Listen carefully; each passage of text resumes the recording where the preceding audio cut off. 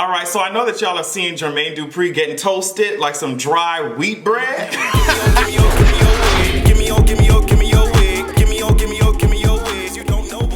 It's time for you to wake up. Let me tell you something. It is Friday. Like I said, hopefully YouTube allows me to release the videos on the day that I record them. Either way, when I'm recording this is Friday. It's time for the weekend. I hope that you had an amazing week. It's time to get to talking. Before we get into it, make sure that you're going to patreon.com/AdrianExpression. Over there, I wrote about recently, like I said, my patrons voted on the topic that I wrote about. I wrote about the difference between tolerance and acceptance. You know, they always talk about, oh, tolerate people who are different than you, LGBT, black people, minorities. Tolerance versus acceptance, okay? So if that's something that you're interested in, if you're interested in getting these videos first, go to patreon.com/AdrianExpression and sign up. Thank you to everyone who has already done so. Let's hop right into it because we have so much to talk about. First of all, How to Get Away with Murder is coming back September 20. Let me make sure, September 26th. Girl, get into it. Miss Annalise Keating and her kitten heels are coming. Meow, meow, meow, meow, meow, meow. Annalise Keating and her kitten heels are coming back to snatch my spirit from my edges, from the root, and I cannot wait. Laurel, she was looking around Laura like I was looking for my heterosexuality and masculinity. Moving right along, we have Miss Angelica Ross. Now, Miss Angelica Ross is the beautiful actress who played Candy in Pose. She's moving on to American Horror Story. I think it's 1984. I'm very excited that she has secured a role like that. It's breaking barriers. She said it herself in this post that I'll show you. Breaking barriers for trans women, for black trans women. The flavor, you see what I'm saying? I'm savoring the flavor, okay? And I'm very excited about that. Also, Euphoria has been renewed for a second season. It's just like all these people, the winning that I'm seeing. You know what I mean? I'm spreading that energy around and I'm speaking it over, and I bless you. I'm speaking it over your life. I'm speaking that winning energy. You see what I'm saying? I'm speaking that success over all of our lives. I'm very happy for Zendaya, for Angelica Ross, for everybody over there, How to Get Away with Murder. Very happy for that. Moving right along, I already did a video about this Lion King premiere event, but I wanted to make sure that we all understand that Normani is everything. She came out there looking sick. Now, I know I already spoke about Normani, but sis really was stepping on right here on my jugular. I don't know where it is. I'm not a doctor, but she was stepping on my jugular, and I don't know why she thought it was acceptable to just leave me bleeding and dying in the streets with this look, but I'm very excited about that. Something else that I'm excited about, I'm not sure if I already said this too, but Beyonce and Blue, let's look at this picture, and I want y'all to remember how y'all were dragging, I said this on Twitter already, I want y'all to remember how these people were dragging Blue Ivy for her hair and her nose and how she looked like Jay-Z and these black features that she had. That's why Beyonce was like, I like my baby hair with baby hair and afros, Jackson 5 nostrils. I'm happy that Beyonce is putting that spirit of confidence in the good sis Blue. She's going to be a force to be reckoned with, and I'm so happy to see it anytime that, especially black women, black girls in the spotlight, in the limelight, always being degraded. I'm happy to see that Beyonce and her father seem to be making sure that the girl knows exactly who she is. So the Lion King soundtrack was released, and I won't say too much about it. Honestly, you can go listen to it. Tell me what you think about it. I will speak on Can You Feel the Love Tonight? Sis, girl, Donald, they dragging your ass, girl. Donald, they dragging your ass. The Hive was dragging your ass. It's no shade. Maybe a little bit, girl, like a little bit of cloud cover. We move right along, but since they say that your ass, can you keep up? Baby boy, maybe she was making you lose your breath. I'm not gonna be mean, because honestly, if somebody say, hey, Adrian, we want you to sing alongside Beyonce, I'm like, girl, what the fuck are you what are you talking about, girl? If you don't sit your ass down, I'm not saying there's Beyonce for us to murder me on a track. Girl, if you have me singing next to Beyonce, alongside Beyonce on the track, you need to call the paramedics. You need to pre-call them. You know what I'm saying? Make sure they're already at the scene. Call the paramedics, call the fire department, call all that, because I'm going to be murdered on the track, and that's on period. But I would like to see, honestly, Beyonce perform this solo. And it's no shade to anybody who was also on the song, but it's just, like I said, I'm biased. This is my fave. I want to see her. I don't know if it's at the Oscars where she's going to perform at the Grammys or whatever, but I want to see a solo performance. No shade.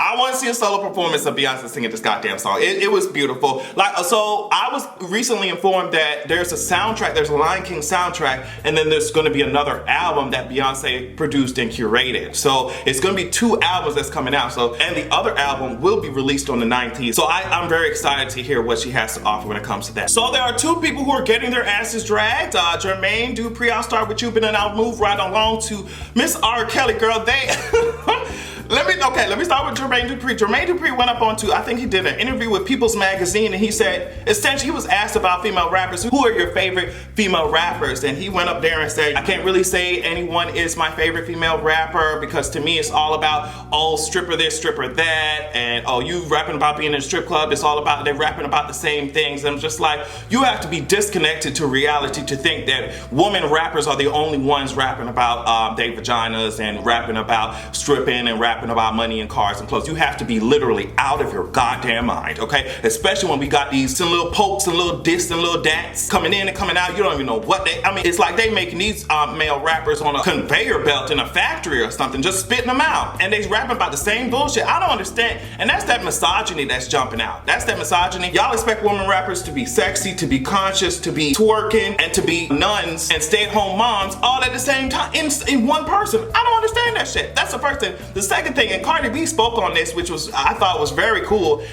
She said, girl, anytime we rap about anything different, y'all dragging us. And when we rap about our pussy, because y'all want to hear that shit, like, stop acting. Y'all want to hear that shit. And there's nothing wrong with it. There's nothing wrong with wanting to twerk and wanting to express yourself sexually. Girl, these men do it, and they do it consistently, and they've been doing it since the beginning of goddamn time. Like, I don't understand it. And so Cardi also said, it's just like, there are a lot of women rappers who don't rap about the things that y'all rap about, honestly, and y'all getting mad that they're rapping about the same things that y'all are rapping about and doing it much better, no shade. But she said that there are so many women out here rapping about different things, dynamic things, and y'all ain't paying attention to them. Y'all ain't supporting them. You know what I mean? I think all of us are complicit in that. We like things that are flashy and all this shit. There are a lot of people, we're talking about mainstream, there are a lot of people who do not want to hear that conscious shit, and that's just real. They want to go to the club, they want to be bouncing in their cars, and that's it. So if you really, if Jermaine Dupri actually gave a fuck about women rappers and finding women who speak about different subjects and topics, he would actually go out there and find them, because they exist, they are there. So like, sit your ass down. That shit was so ugly, especially not when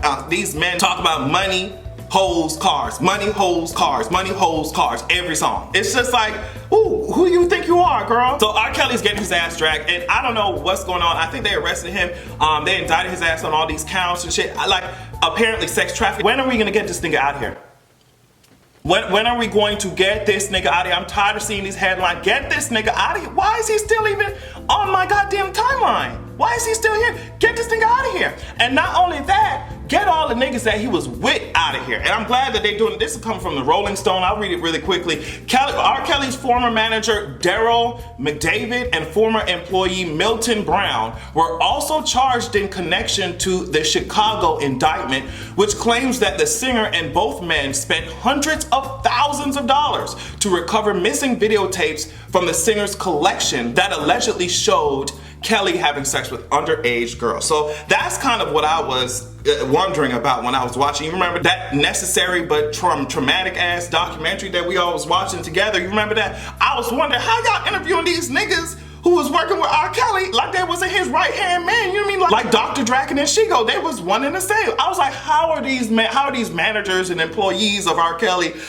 get these exclusive interviews talking about how dangerous R. Kelly was when they was the one taking his ass to the mall to scope out underage girls? They was the one contacting parents and contacting other people to get these tapes and get covering up. These employees, the same one covering up the shit. Now they giving exclusive interviews talking about how bad he was. Now get these niggas too. Get these niggas too, because they money, they status, their closeness to R. Kelly and his celebrity was more important than the fact that he was destroying the lives of these underage girls. Get their asses too. Get all their asses. Clean house. That's what I want y'all to do. clean house. I'm tired of all of that bullshit and how in danger our girls are, our black girls are, but also I'm tired of people making excuses for this man just because his ass could sing a tune. Okay, just because his ass was talented in some way. Hitler was a great speaker. That doesn't mean that his ass should be excused for the horrific shit that he did. Girl, sit your ass, all y'all sit your ass down. I'm glad that these employees are getting indicted. If there's anyone else who is involved in that bullshit, they need to be held accountable as well, and that's just on period. So I got this email from Elizabeth Miller, and she wanted me to speak about how Congresswoman Ayanna Pressley was dragging the hell out of Kellyanne Conway. Now, this was a tweet that Ayanna put up, kind of roasting the hell out of Miss Kellyanne, Wicked Witch of the White House. That's why I love to call her WWW, Wicked Witch of the White House. Get into it. Now, I'm not talking about the World Wide Web, honey. I'm not talking about the internet. I'm not talking about your Wi-Fi connection, honey. I'm talking about the Wicked Witch of the White House. She got roasted. Now, Kellyanne Conway we know that she's a paid spokesperson for alt-right propaganda. And the easiest way to do that is to make it seem like these congresswomen are catfighting. That's specific language that she used. Oh, these Nancy Pelosi and the new freshmen, the congresswomen freshmen like Ayanna Pressley, AOC, and Talib, all of those people, they're catfighting. They're catfighting. It's just like we know specifically why you're using that language. Okay, she didn't say that they had a disagreement. She didn't say they were sparring or they're debating. It was very much so playing into the hands of misogyny, and of course that really gets the fucking conservatives off. So she knows exactly what she's doing with that language, and Ayanna told her to keep her name out your lying ass mouth, and that's on some period. And now I want to get into the reason why Nancy Centrist Pelosi, that's why I call her Nancy Centrist Pelosi, and these super progressive congresswomen like AOC and Ayanna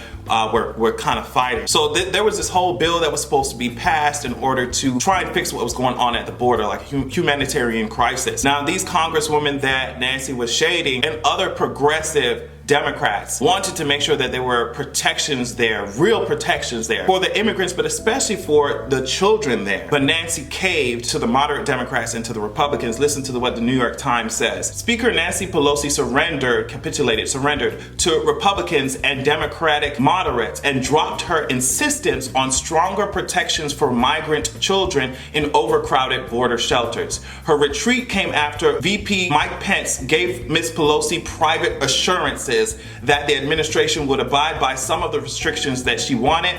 They included a requirement to notify lawmakers within 24 hours after the death of a migrant child in government custody and a 90-day time limit on children spending time in temporary intake facilities. Nancy Pelosi got a promise from the administration. Yeah, we'll try to make sure that we inform y'all when a migrant child dies, and we'll make sure that they only spend 90 days and that shit. So it was basically a bullshit ass promise, and Nancy was just like, all right, girl, I'll take it. And she's not the only one, like the article said. It was moderate Democrats and also Republicans that wanted that shit that she caved into. So of course they had something to say about that shit. They were disappointed, and Nancy, they were shading each other. Nancy, all this shit, this very establishment, Nancy Pelosi, Joe Biden, all them girls. So when they see the new girls coming in with new ideas, fresh ideas, real ideas, they start reading and shading. That's why Kellyanne Trashway had so much shit to say. So just in case you didn't understand why that was going on, that's the reason why. So lastly, I want to talk about this depressing ass shit. This is coming from the New York Times. They were the first one to report this. They're saying that the U.S. Immigration and Custom Enforcement, they plan to begin raids across the country on Sunday to arrest thousands of family members who have already had court orders to be removed. Now, and I'll get back to that in a minute, they said they're going to do 10 major cities across the U.S. apparently. They also said that it will occur over multiple days. Listen to this part. It will include collateral deportations, in which authorities might detain immigrants who happen to be on the scene even though they were not targets of the raids. So it's already dangerous. You got motherfuckers coming and raiding people's homes and shit. That's already, and we already know how law enforcement works a lot of times in this country. They do whatever the hell they want. They're the biggest gang in this motherfucker. They do whatever they want. And if they're already saying that there is going to be collateral, like, girl, we're going to target who we're targeting, but if you happen to be on the scene too, we're gonna take y'all ass as well. That sets dangerous precedents. Like I said, you just look up the stages of genocide. We are there, people. We are here. Okay. If ICE looks at your ass and decides your ass an immigrant, what's to stop their ass? We see how they treat an immigrant. We see how they treat other people. I said this before. We see how law enforcement treats its own citizens. So this is a very slippery slope. This is terrifying to me. And I don't mean to scare, like I said, I'm trying to be all positive energy, but we really need to pay attention. This shit is scary to me. I encourage all of us to get involved with these elections, and I encourage all of us to be informed. I encourage all of us to utilize our right to vote, no matter how, yes, there is fucked up ass shit, there's voter suppression, yes, but we have to do at least something. This is insane. But yeah, just be mindful of that it's about to start happening this weekend. I'm sure we're gonna see such depressing videos start to pop up on social media. I know it's gonna be so traumatic. But those of you who are especially at risk, or you have family members at risk, just keep that in mind. Please look up your rights. Please make sure that you and everyone around you are either informed at the very least. There's not much that we can do in the face of such violent military-like action, but I at least wanted to make sure that we are all aware. Thank you so much for watching. Please support me on everything. Make sure to look out for each other so that we all can have a good goddamn evening.